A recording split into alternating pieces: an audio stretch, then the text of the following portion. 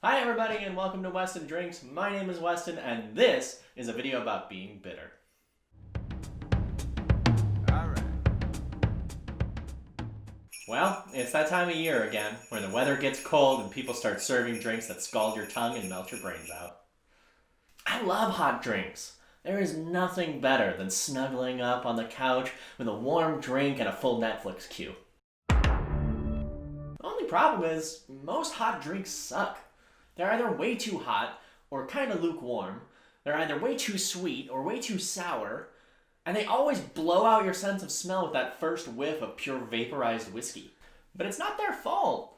Hot drinks can be great. The problem is most recipes treat them the same way you would a cold drink. And that's where the Polar Express goes off the rails. So today, I'm going to show you how to make hot drinks right, so you can enjoy a nice night in and keep most of your brain cells intact.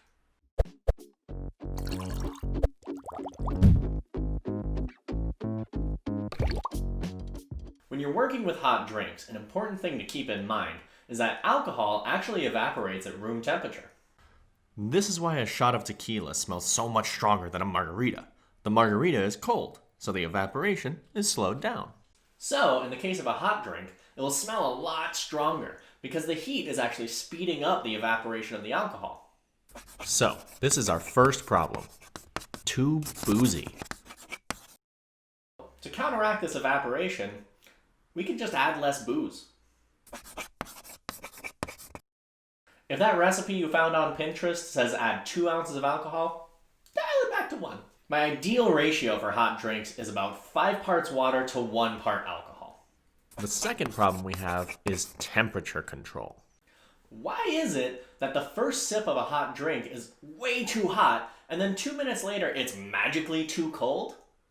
The problem is that most recipes don't take into account the thermal mass of the glass you're using. Thermal mass is the ability of a material to absorb and hold on to heat energy.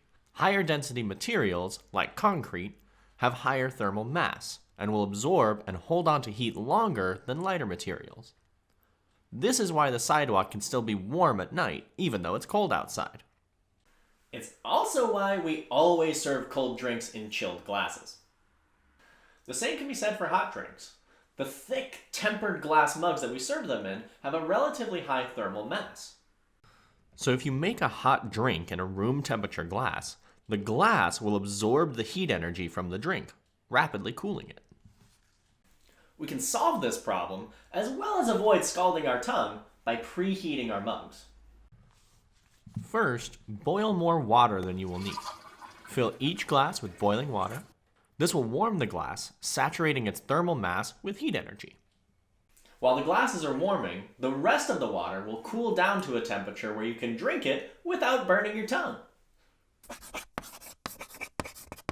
Now, when you build your drink in the warmed glass, its thermal mass will work for you rather than against you, keeping your drink warm rather than cooling it down.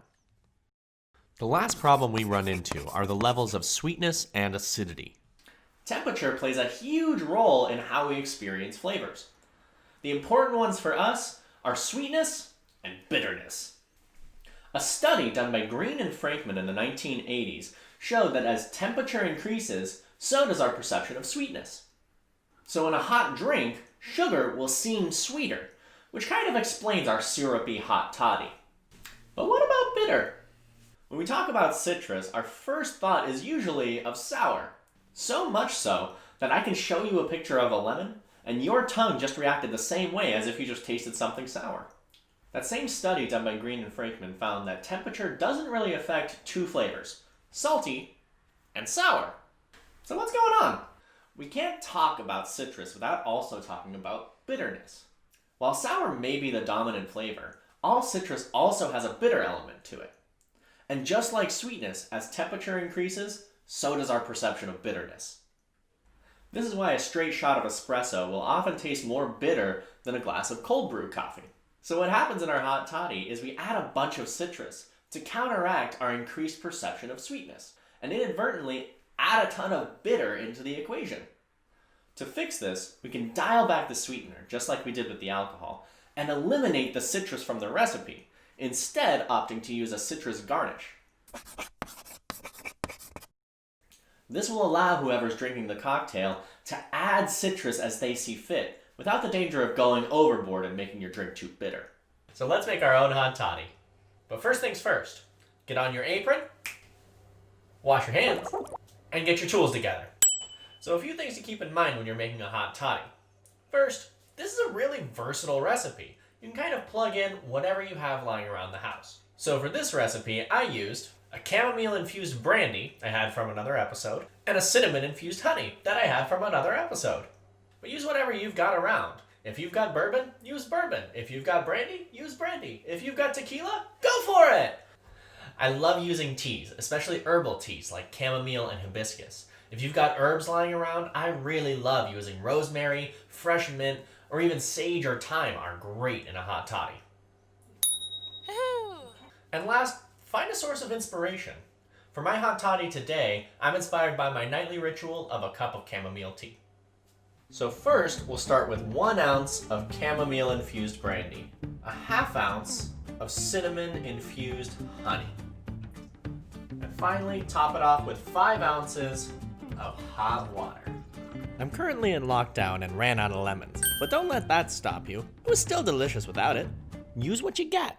Thanks so much for watching, everybody. I hope you enjoyed today's episode. Share with me your favorite hot toddy creations in the comments below. Don't forget to like and subscribe for a new video every other Thursday. Cheers!